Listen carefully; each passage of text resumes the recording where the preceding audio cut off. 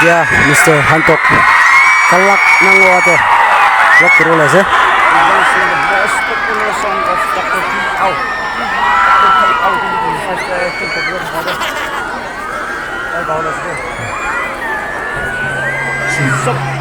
Football lovers kalau muncul Hentok konyak.